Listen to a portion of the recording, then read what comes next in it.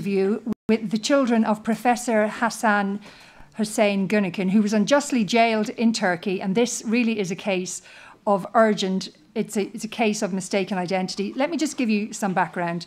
Mustafa and Sveta Güniken are the son and daughter of Hasan Hussein Güniken, who is a Turkish chemistry teacher who taught in Kosovo, where the Güniken family had been living for around 13 years. On the 29th of March 2018, he was handcuffed and abducted by the Kosovan police from the school, and he was deported back to Turkey. We will now show a video of his son and daughter, and they will pick up the story.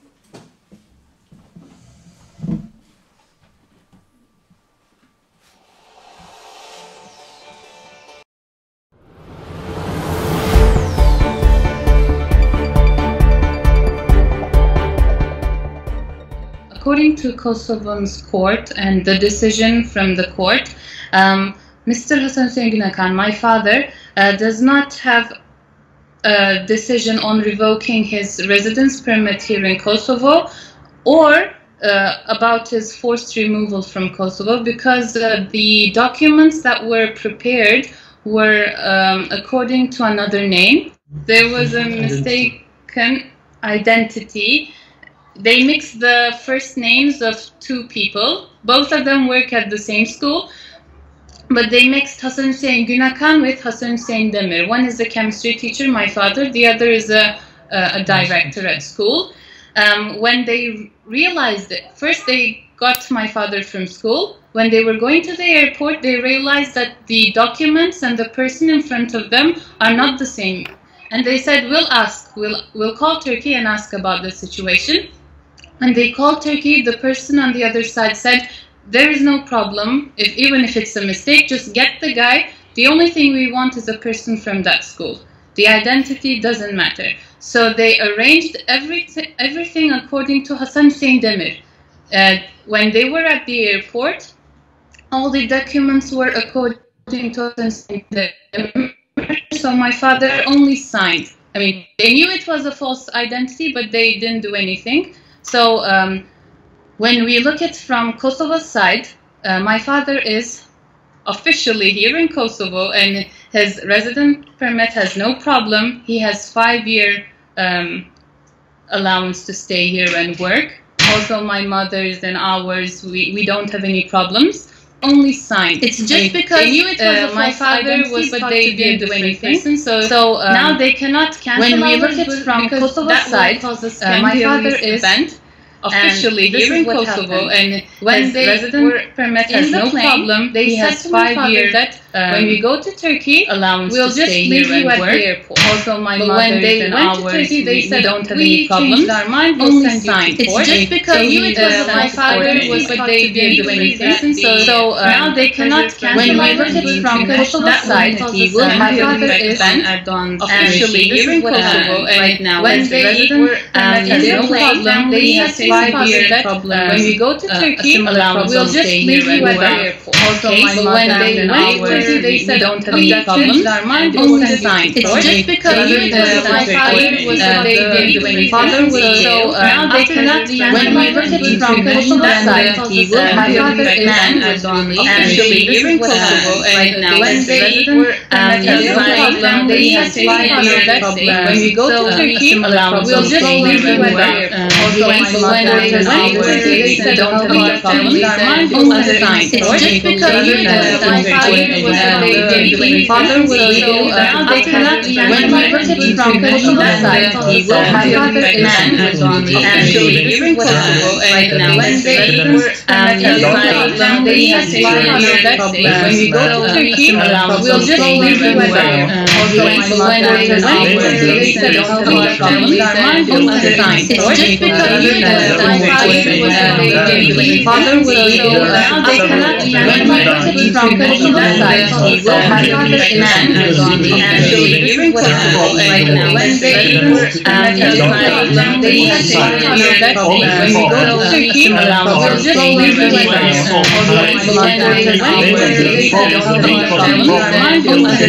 Just because my father was a father will when my from Turkey website, he will have another man on the different possible right now. When we go to Turkey, we'll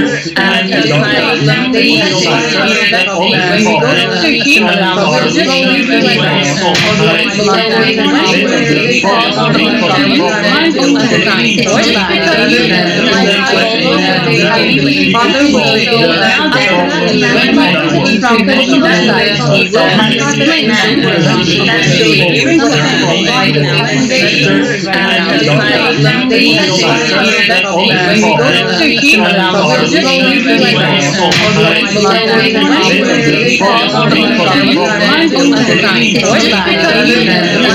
who is the main representative of the Journalists and Writers Federation in Europe, and she's now going to give us a brief on the Gunnican case.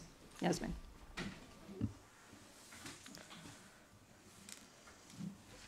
Can we have the presentation on, please? Thank you very much, Trish. I would like to thank Valerie and the whole International Observatory Human Rights team for the invitation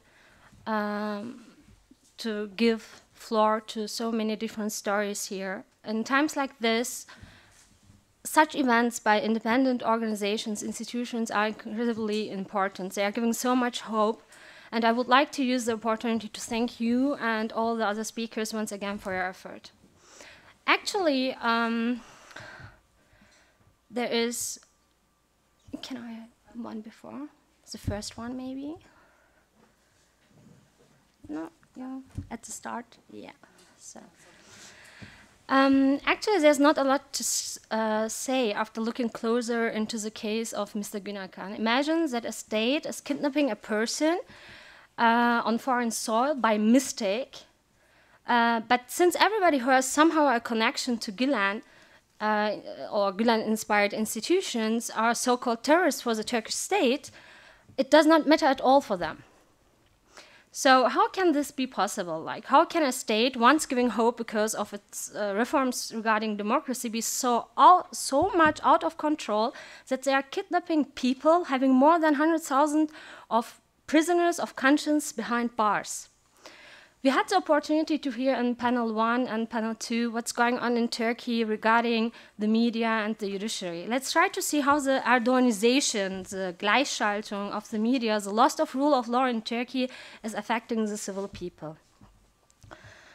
It is about 5 years ago, Erdogan started to use the word terrorism to threaten the movement around Gülen. There was a time in Turkey where asking questions to politicians did not end with terror charges, where being not in line with Erdogan did not cause your civil death, or you were not tortured to death in a prison without any kind of evidence.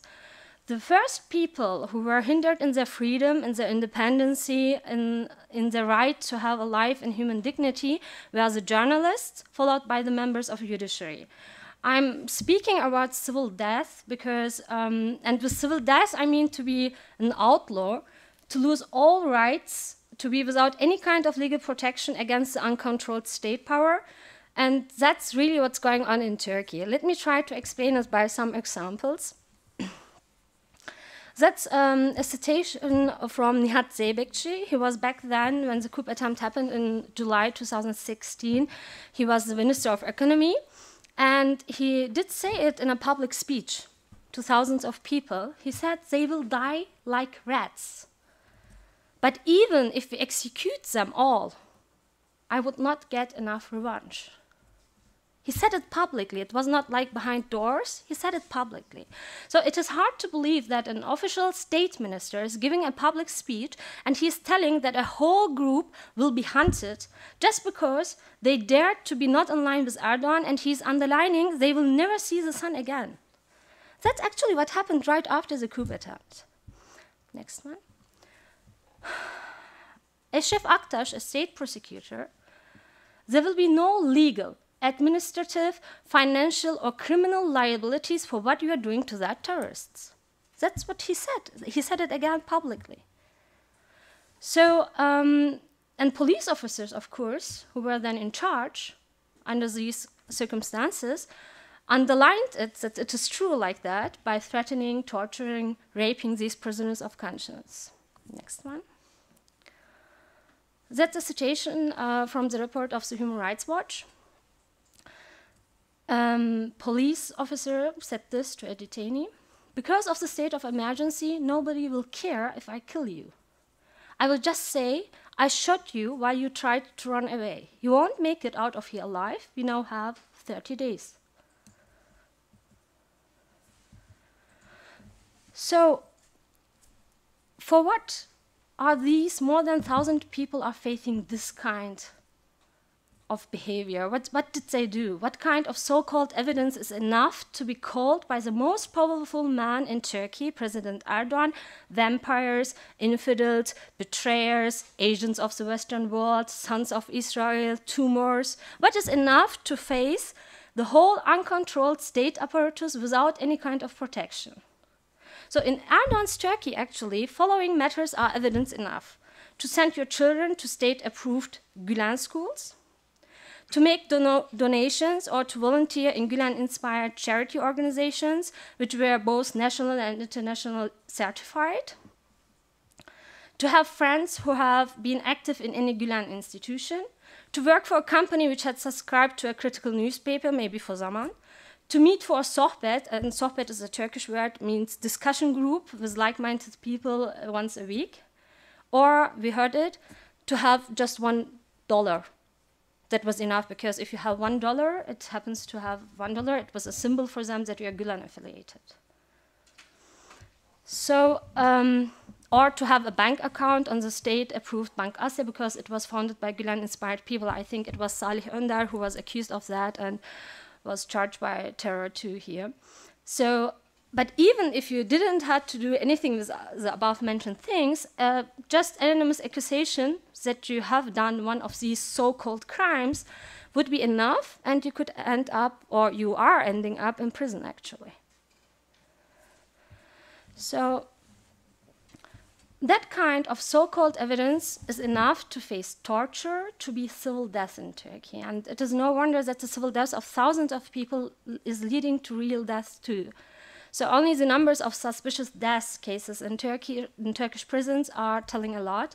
We have more than 317 cases of suspicious deaths and 56 suicides in Turkish prisons.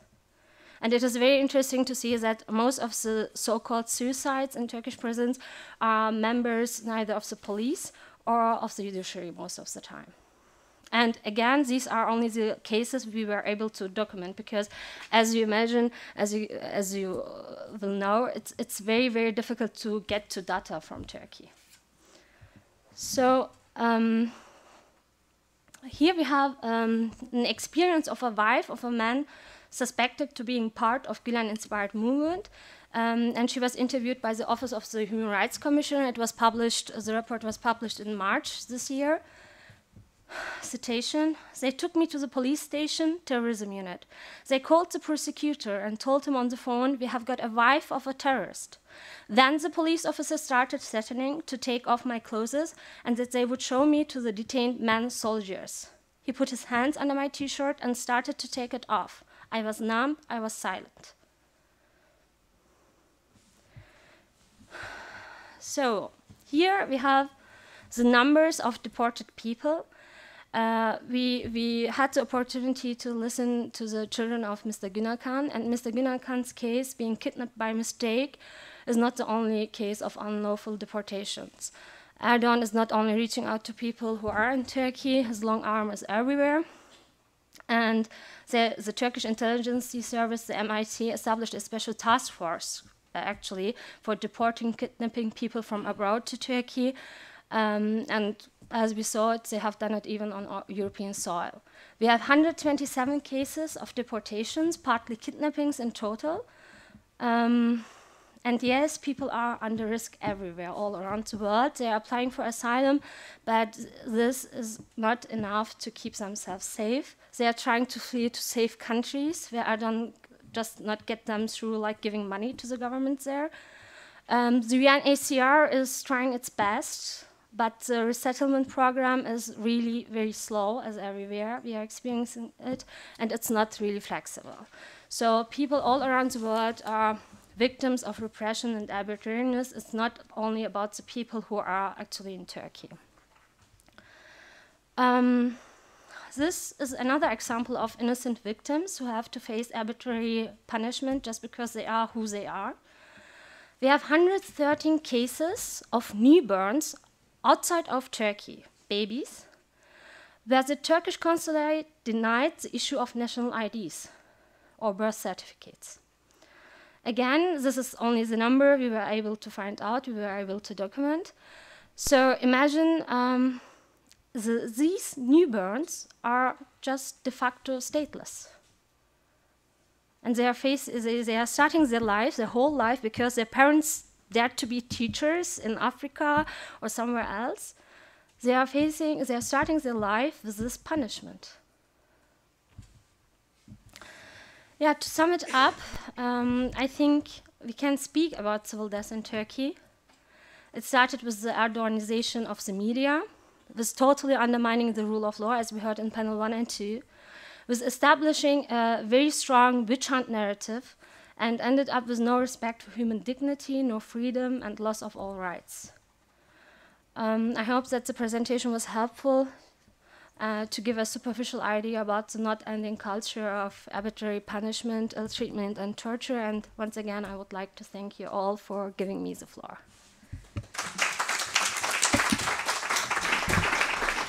Yasmin, thank you very much for giving us that brief on the Gunnakin family. And at IOHR, we will be following the case closely. We now move on to Julie Ward, MEP, Member of the European Parliament for the North West of England, and also a member of the Culture and Education Committee.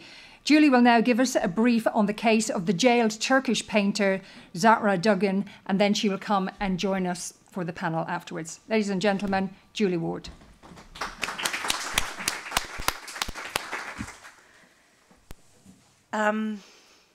Here's a message I sent to Zahra Dugan in January this year.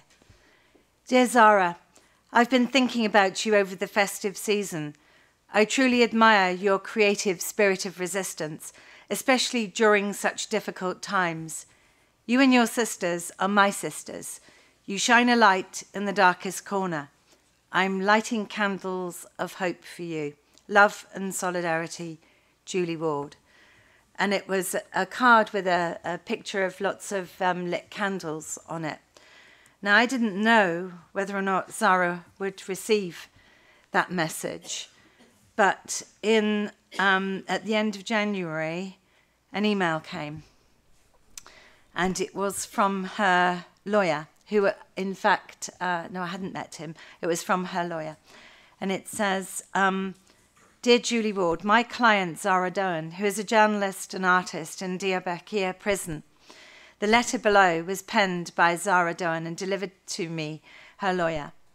Yours sincerely. And Zahra wrote, Dear Julie Ward, I have read the meaningful and beautiful sentences you wrote about me and my friends with great joy. I didn't receive your letter. They probably didn't want to deliver it, but my lawyers conveyed your letter. What a great pleasure is the fact that women can reach out to each other wherever in the world. I cannot describe the enjoyment of overcoming any obstacles and touching each other with thoughts and power of pen. Despite the isolating conditions they put upon me, I can reach out to the outside world thanks to you and spirited women like yourself. I stubbornly continue to write down my thoughts and painting.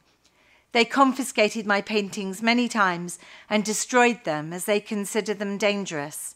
They now impose us standardized uniforms, and we are preparing for another resistance against this practice. I'm really happy to hear your thoughts. Thank you very much. With love, Zahra. And and I sent her birthday card. I think, yes, when it was her birthday, I sent a birthday card. So I'm trying to communicate, and I speak about her in any opportunities that I can. So now I want to read perhaps my reasons for taking up the case and how I'm using my position to do this. Where are my notes? Here they are. Right. So I've been working on human rights in Turkey almost since the beginning of my mandate in 2014. And a lot of that started because a Kurdish student in my constituency came to talk to me about the terrible violations that had happened to his family back in a village near Diyarbakir. And because I want to stand up for all my constituents, even if they're diaspora, it's very important I stand up for everybody. I decided that I should get involved in these issues. And I went on a study visit with the European grassroots anti-racist movement in early October 2016. I'll talk about that later. Anyway, last year, I was approached by the Committee to Protect Journalists and Human Rights Watch to be part of a twinning project with jailed journalists in Turkey, and I chose to work on the case of Zara Doğan, a feminist artist and a journalist from Kurdistan who was jailed last year. And this project has been very important for me because it encompasses many aspects of my work in Turkey and the things that I care about. So first of all, I work to support civil society organisations and human rights defenders. I'm on two main committees in the European Parliament. I'm on the Education and Culture Committee, which includes media freedom, citizenship, and I'm also on the Women's Rights and Gender Equality Committee. And I engage with civil society, whatever work that I'm doing. I have a dialogue all the time, whenever we're working on reports, whenever we're proposing amendments, whenever we're having conferences and discussions and whatever. It's the way I do things. Maybe it's because I came from civil society. So for me, it's important to have that dialogue. Since the alleged coup against Erdogan's government, civil society has been the target of attacks by the government. And as a very vocal human rights and democracy campaigner, I've stood with organisations on the ground. And that has meant me going many times to Turkey, to different parts of Turkey, standing outside prisons, but being with a variety of people, being with trade unionists, being with teachers, being with human rights defenders, being with elected members who are being threatened with prison, imprisonment and detention, whatever. Also with a lot of bereaved people, I have to say, who particularly the women, the families of young people who were burned in the basements in Suwa, and also with the mothers of missing children in Nusaybin, whose bodies still lie underneath the rubble in that city.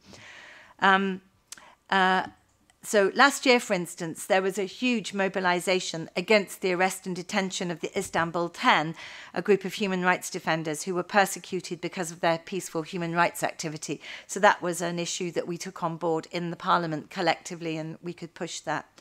But I'm also supporting Zara because I'm a proud feminist, and she's the editor of a feminist magazine called Yinha. And I visited Yinha's office in Diyarbakir in October 2016, and I met amazing, courageous women who work in the collective. 3 weeks later, I was back in Diyarbakir, and Yinha's offices had been closed by the state. The HDP mayors that I'd had dinner with the previous 3 weeks were in prison, and the town hall was surrounded by barricades and barbed wire with soldiers policing it and military vehicles everywhere. It was a shocking transformation from civic life to what felt like a police state. Zara was arrested on trumped-up charges of belonging to an illegal organisation because of her magazine's criticisms of the Turkish state's activities in Kurdistan, and particularly their criticisms about the misogyny in Erdogan's government, and also because of a picture she painted. Now, I've been in contact with many other human rights defenders on the ground who are under attack by the government. In fact, a friend of mine in Istanbul, Osman, who runs a cultural centre and a restaurant, was shockingly arrested and is also in detention now. And I'd been visiting him for many years, even before I was elected, because I was working on pan-European cultural management exchange programs. And he and his establishment was a kind of hub for people, for thinkers, for artists, for journalists, for people discussing about a better society. The other reason, obviously, I'm supporting Zara is because I care about culture, arts, education in all policy areas. Before I was elected, I worked as a poet and a theatre maker. I'm a kind of accidental politician, really. So I wanted to work and support Zara because she's an artist too. And she's painted subjects from her life in Kurdistan. And the particularly offensive picture that Erdogan hates so much is a painting that shows Nusaybin with Turkish flags on the buildings and Turkish military tanks depicted as marauding animals. And as you can hear from her message to me, she continues to make her art in prison, in her prison cell, using whatever scraps of paper and cards she can, making marks, using sand, earth, reflecting the reality of her life as an imprisoned activist and in defiance of her jailer's attempt to break her spirit. I find her work very moving, and you can see examples on the screen. Have they come up? We'll put them up now. Examples on the screen. So I believe that art is a powerful disruptive tool. It's constantly evolving and changing with societies, and we must use culture to promote freedom of creative expression. We've got to do it as part of a cultural diplomacy strategy, and the High Representative introduced a cultural diplomacy strategy within this legislature, so it's something that the EU is taking forward now. I believe that we have to promote cultural diversity. It was very moving to hear about the Gulen educators there, and I've met many of the Gulen educators, and I did actually intervene in some of the cases and managed to stay people being unlawfully taken from the country, and I'm still meeting with people from that movement, and I'm asking questions of the Kosovan administration, of the president and of the speaker and of the prime minister about, do they know where these people are? Do they know if they're safe? Do they know if they're well? Because the state that allowed this to happen is also culpable too. Back to culture. So I believe we've got to adopt a rights-based approach to culture, not just in terms of access and participation, but also in relation to freedom of creativity and protection and promotion of cultural diversity. And we've got to do this inside the EU as well as outside. So I've stood by persecuted academics as well, the Academics for Peace, who are doing a really important job in raising awareness of human rights violations.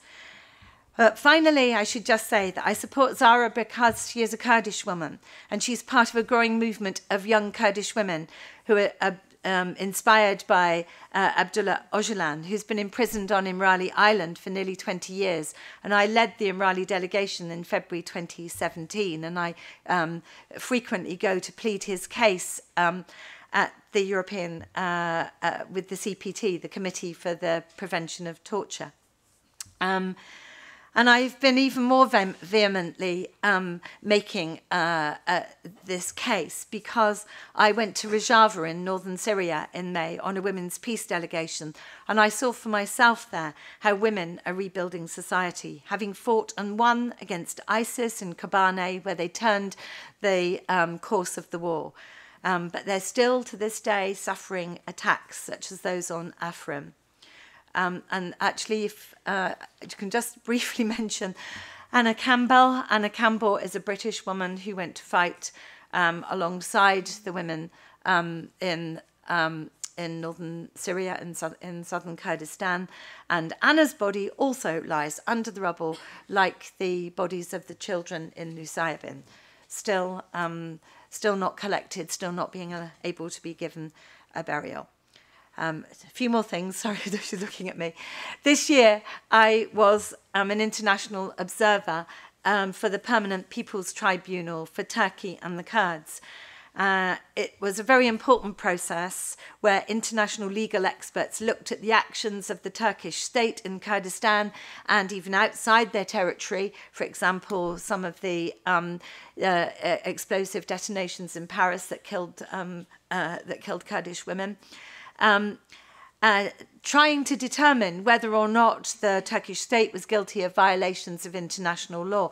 And the PPT is a mechanism that can be used for people who don't have recourse to justice in the country that they live in. Well, the tribunal found that Turkey was guilty, and I was proud to host the verdict announcement conference in the European Parliament last May. So the situation in Turkey is extremely worrying, but it reflects a global trend. Everywhere, human rights, democracy and the rule of law are under attack by governments and far-right groups.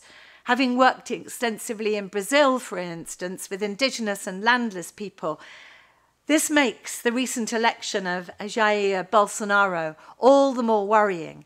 And as with Donald Trump, Bolsonaro's fascist ideology is very dangerous. It will harm the most vulnerable communities.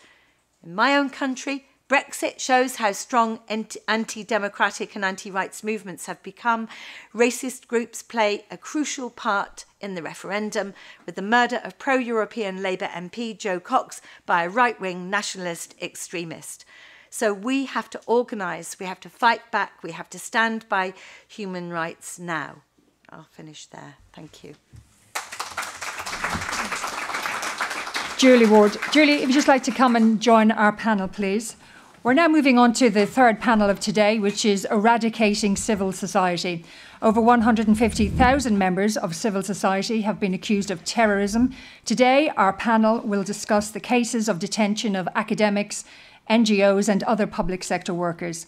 Panellists and speakers will discuss the impact that these detentions have had on the work of human rights defenders, on Turkey's culture, economy and its growing reputation and image as a repressive state. I'd like to please welcome our other two guests for this panel. I'd like to welcome Lawrence Fielman-Ryle, MP. Thank you. Vice Chair of the Legal Affairs Committee for the Swiss Parliament. MP Laurence is a Swiss-Turkish dual national and a member of the Swiss Parliament for Switzerland's Socialist Party with a long-standing commitment to freedom and justice. She has demanded that Switzerland does not stay silent on the actions of the Turkish state. I'd also like to welcome Louise Pine-Jones, who is Head of Research at the International Observatory of Human Rights. Before IOHR, Louise has worked for a renowned NGO advocating for human rights in the Middle East. She has also led research teams for think tanks focused on geopolitics in the Middle East. She has also worked in education for 10 years. Thank you very much, ladies. Good to have you with us. If I could start with you, Laurence, please. Switzerland is one of the countries that doesn't recognise the PKK as a terrorist organisation. How difficult is it to negotiate with Turkey from this standpoint? Well, it's, first, thank you for inviting me, and sorry for my English, which is not that good, but I'll try to my best. Well, I don't think it's a problem of the story of Kurdish PKK not being fortunately at the list of terrorism from the point of view of Switzerland. Anyway, I don't think that it causes a lot of difficulty for Switzerland toward Turkey, but we're also sometimes disappointed about the lack of action that Switzerland could do towards Turkey. So we are in the Swiss Parliament about around 15 MPs who are especially very much concerned about the situation in Turkey, who regularly are asking questions to our government, of course, before the coup d'etat, the coup attempt, and then after, what would happen to because of the lack of freedom, because all the wave of detentions, arrests, people arrested from all sectors of the society, and then the Swiss government, of course, use a kind of diplomatic language, say also using neutrality, not to condemn frankly Turkey, unfortunately, but still saying that we are trying to launch, to have a critical look at Turkey, but also to launch a constructive dialogue with Turkey. So we think it's also part to the European policy on the migrant point of view, of course, migrant problem where also Switzerland is benefiting, and also because of the economic relationships. But also we try recently also we try to launch question and interventions about the problem of the arms delivery to Turkey. And what we have been answered, it's a bit more positive, that now Switzerland doesn't deliver any arms to Turkey. It's very strict restriction, only for the hand weapons for diplomats, and also for something for some material for the air defense role. Hope it's right. We'll see, because we have seen also on the Saudi Arabia case that Switzerland had delivered some guns to the soldiers, so to this country. So I hope that for Turkey at this moment it is quite restricted. So it's what I can say at the moment. Thank you. Louise, if I could just come to you, how important is it that stories like this are raised up and talked about? And what is the role of IOHR in raising awareness? Well, it's extremely important. Through the process of actually organising this event, I got to interview the Günakan siblings, who obviously are very strong, but are one of thousands of families that are going through this situation. And then through the process then, I started looking at actually academics as well, and got in contact with a great group called Freedom for Academia, who are based in Oxford and Leicester. And they're a group of Turkish academics who have fled, exiled, and are in the UK. Now, every single day, there was a different person calling me with a new story. And the numbers were just shocking. And obviously, when you experience and actually hear a personal story, it just becomes obviously much more real. So obviously, the work that we do at IOHR is important. We work with this media platform, but we also want to understand how we can better work with people that make decisions in policy and make sure that our work is really measurable and effective, the things and the people that we're advocating for, whether it be individuals or groups. You're also somebody who has a solid understanding of education. You worked in the educational sector for 10 years. Can you tell us why academic freedom is so important and why these clampdowns on civil society have long-lasting effects? Yeah, I think it was actually the great quote from the siblings that we saw in the video, and they said that, in fact, their father, the aim of him being a teacher was to say that through education, you know, we can actually have an impact on the world. So if we're clamping down at the level of learning, and it's similar obviously with journalism and freedom of expression, free press, sorry, you know, these are the places where firstly people receive information and they also gather information. So if we're, you know, crushing that, then there's not really much opportunity to pursue further on in terms of policy and, you know, making sure that the data and the information that we give is accurate. It's of course as well the level of expertise that academia allows us to have is essential, and if we don't have that kind of in-depth theoretical knowledge and study, then, you know, really our freedoms are in trouble across the board.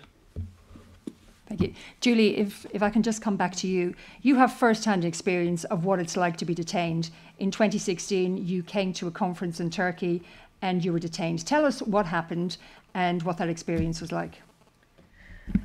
Well, I was on my way to the study trip with the European Grassroots Anti-Racist Movement in Diyarbakir, travelling by myself.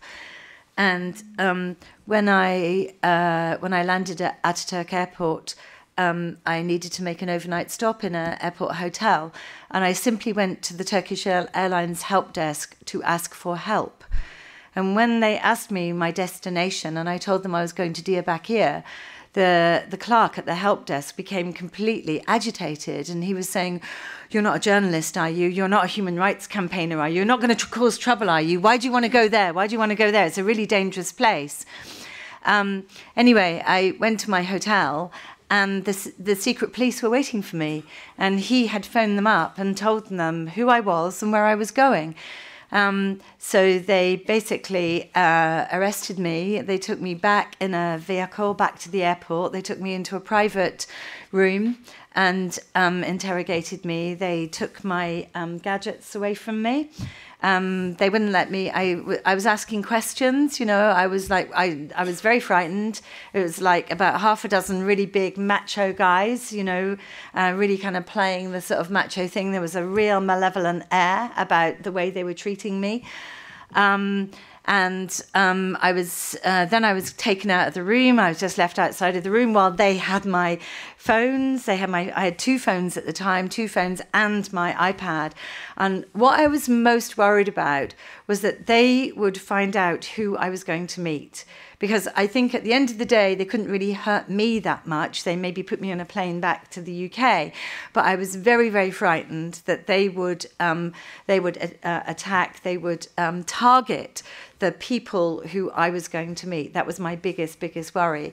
And I didn't tell them who I was. I said that I was going there to explore cultural heritage because I work in culture, which is true.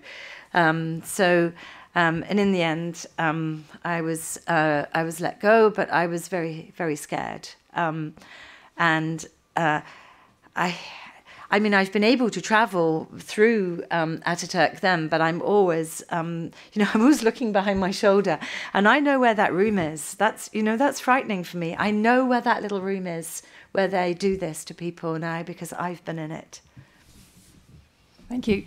Laurence, as a member of the Swiss Parliament, you have actively spoken out against human rights violations on civil society in Turkey. Can you tell me what your role is and what changes you have seen in your time?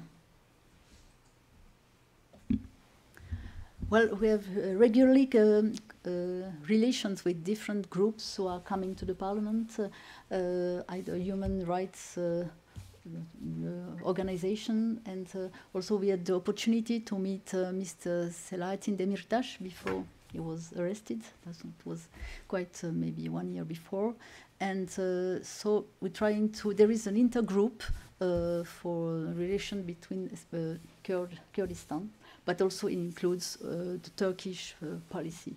And so we are trying to raise the awareness first of the MPs about the problem in Turkey.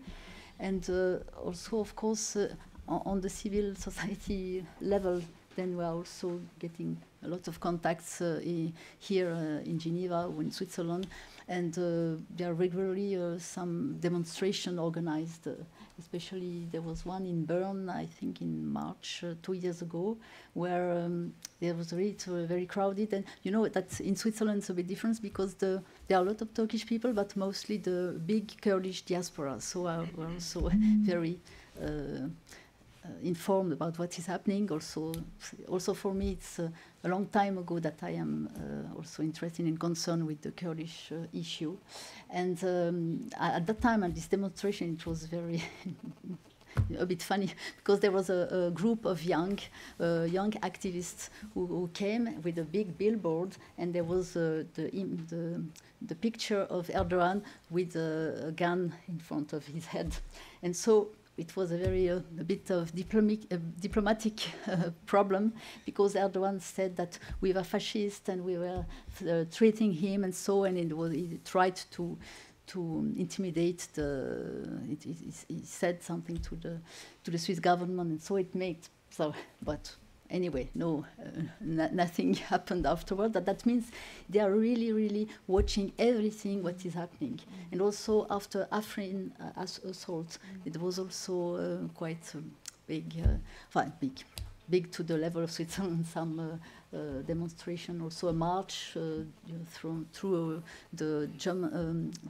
all the Romandie from Bern to Geneva, also to come to the United Nations and to raise it. But unfortunately, we think that at this level, the European countries became really they was indifferent about.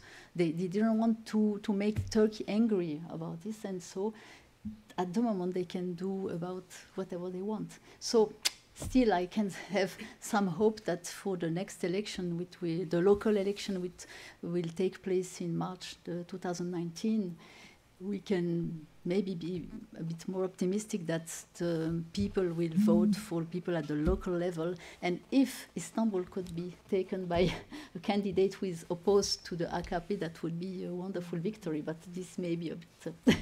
they have to prepare it, and I don't know how it is going on now at the moment. I don't know if I understood your question. Is there any questions from the audience? Do we have anybody that would like to put any questions to our panel? Julie, do you have anything to add? Well, maybe to say a little, maybe just to say a little bit about the work we do in the European Parliament, because there are some very committed MEPs and political groups who are really trying to do things, and we give a lot of space to the Kurdish community at a lot of levels, both cultural, political, social, economically. We provide a platform for discussions about lots of different things. For example, I said already that we had the conference in the European Parliament for the verdict of the PPT, and I think that's very, very significant. We did manage to have a resolution about Afrin, and we have to get majority agreement between 750 odd MEPs from 28 different countries. So I often think that we do a lot more than people think we do, because we have many resolutions where if you read the text, it's able to pull out some very supportive language that is quite critical. So and I've been very proud of what Kati Piri has been doing, she's the main rapporteur, standing rapporteur on Turkey, and her work's been absolutely exceptional. And she's very, very balanced as well, and I think that's important. What we need to remember is that our argument, if you like, our battle, our fight, it isn't against the Turkish people. It is against a very repressive, authoritarian leader who is really changing the legal basis, the constitutional basis of the country to make it less democratic. And in order to do that, he's had to put a lot, take away the possibility that there can be any kind of opposition, oppositional voices or public debate or disagreement or pluralism, frankly. And so I think that we've got to find ways to continue to have the dialogue and the conversations with ordinary people on the ground and with the different diverse communities within Turkey. We have to be able to do that, and we've got to try and support somehow. Definitely got to be supporting the media, but we've got to be supporting a wide variety of opposition voices, I think, and we've got to make sure that our argument is not with the people, and that means that we must be continuing to make it possible for young people to meet young people, to have that kind of person-to-person dialogue that overcomes the discrimination and the racism and the prejudice that grows up underneath very autocratic regimes. Thank you. Oh, sorry. Thank you. Laurence, if I could just come to you now, please. The family members of those detained have called for much stricter measures against Erdogan and his regime. What do you make of the recent visits that Erdogan had to Theresa May and Angela Merkel? So just the end of the question? Many of the family members of those detained are calling for stronger, much stronger measures against Erdogan and his regime. What do you make of the recent visit to Theresa May and Angela Merkel? Yes. Again, of course, there is always a gap between some measures and the facts and the words. And then maybe, in a way, we can understand that they try to keep the dialogue with Erdogan, although he's not somebody very good to visit. But if we want, unfortunately, I think European Union made a mistake, because they want when Turkey was a bit more democratic, they wanted to get nearer Europe, and they have been really put apart. And I think Sarkozy was a bit responsible for that also, because he didn't want that 80 million of people, Muslims, come to Europe. And that, I think, is also an important responsibility. So we have maybe to play one day, maybe not to cut completely the dialogue with Erdogan, but being also stronger in some other place, in some other situations. And I think I agree also with what Mr. Demir said this morning, that economic embargo would be really also something important, because it's the key also for to make the people understand that if the life is getting harder, maybe for a time, that they have also to think what is the consequences. And so, to come just back to what to say, I also, it's important to transmit that it's not because we can support the Kurdish issue and the Kurdish option to get a bit more free and to have a real place in this country.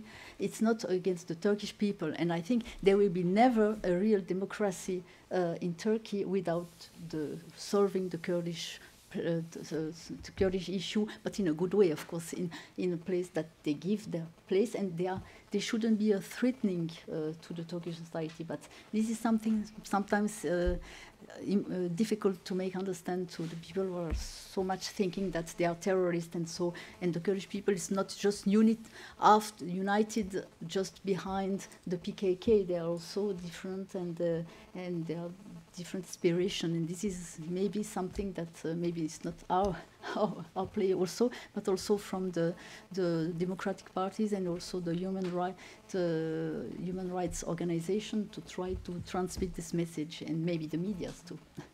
Thank you.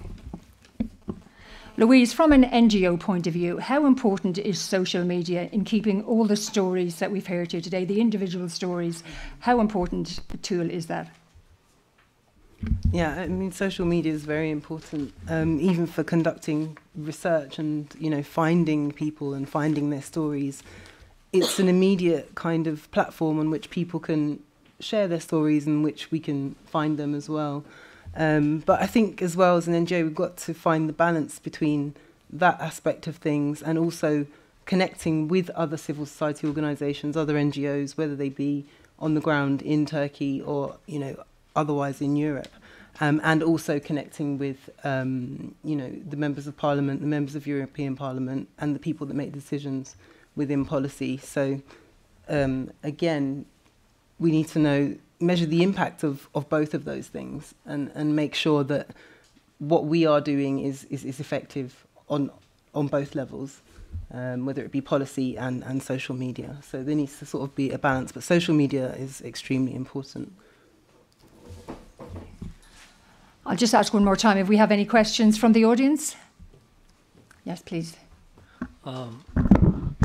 Just a quick add on the social media, that the question that you raised, that's the only venue left for many critical voices in and outside of Turkey to express themselves. That's why Erdogan is also trying to contain, use some kind of leverage with the big media companies, like Google and others to get his way. And if you look at the numbers in the Twitter transparency reports that they issue on a half-year basis, almost around 90%, I don't have exact figures in my mind, but 90% of the court judgments asking for the suppression of the Twitter messages comes from only one country all over the world. It's Turkey. The Turkish government really cares about what's going on there in Twitter and other social media platforms. So they are using the Turkish criminal justice system to crack down on these messages expressed in the social media as well. So we should be using that, more forcefully. Thank you. Thank you, Abdullah. I'd now like to call on Valerie PA, who will give some closing statements. I'd like to thank my panel today, Julie Ward, MEP, Lawrence Fellman-Ryle, and Louise Pine-Jones. Thank you.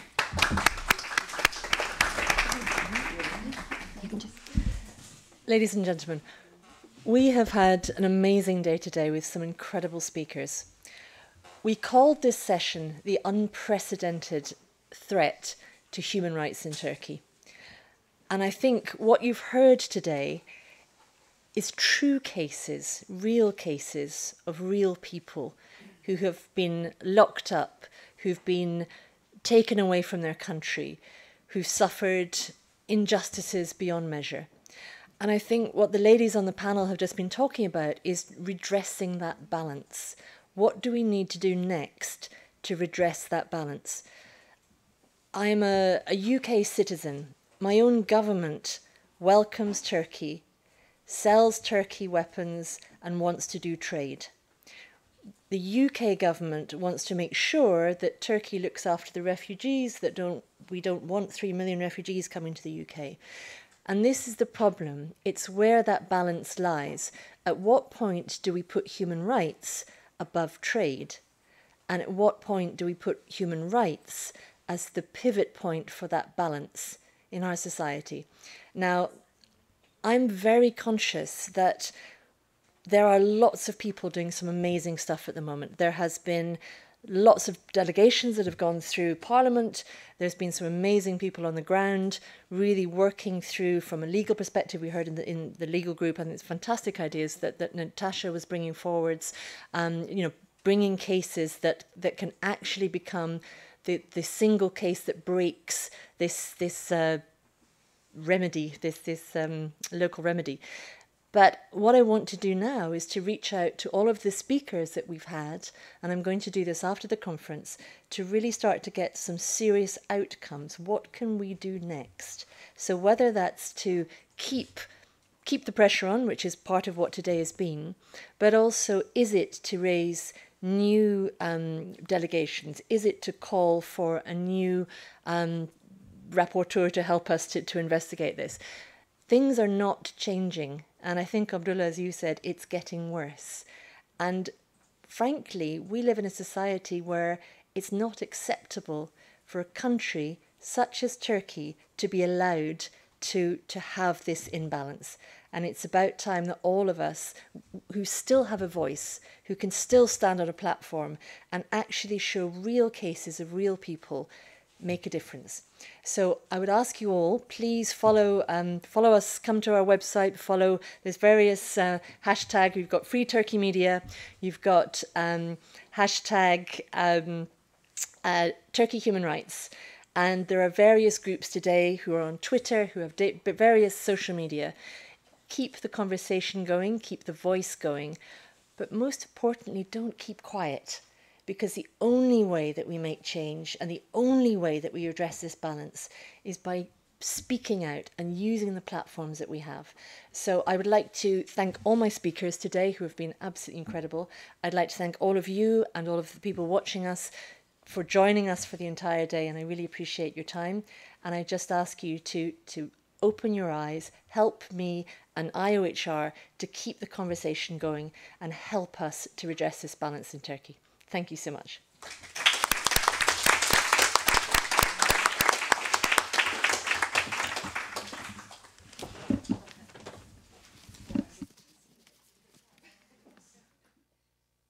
We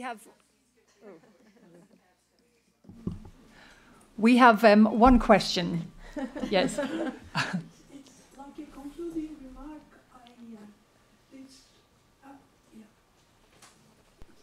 This one doesn't work. This side is not working. You have to go to the other side if you want to use it. Sorry. this. Yes. Thank you. Please.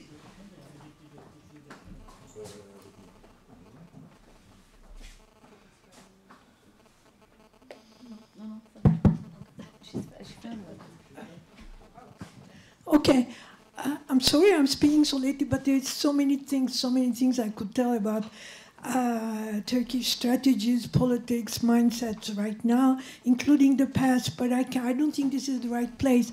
However, talking about what can we do, I come from the UN, and the whole Turkish question has been hushed up at the UN. There's no way politically among the delegates, among the discourse, among the higher level or delegates which are present at the Council of Human Rights meetings and other meetings, there's no way that Turkey can be blamed. Azerbaijan has taken over animosity against Armenians, so that's that. That's the political stand.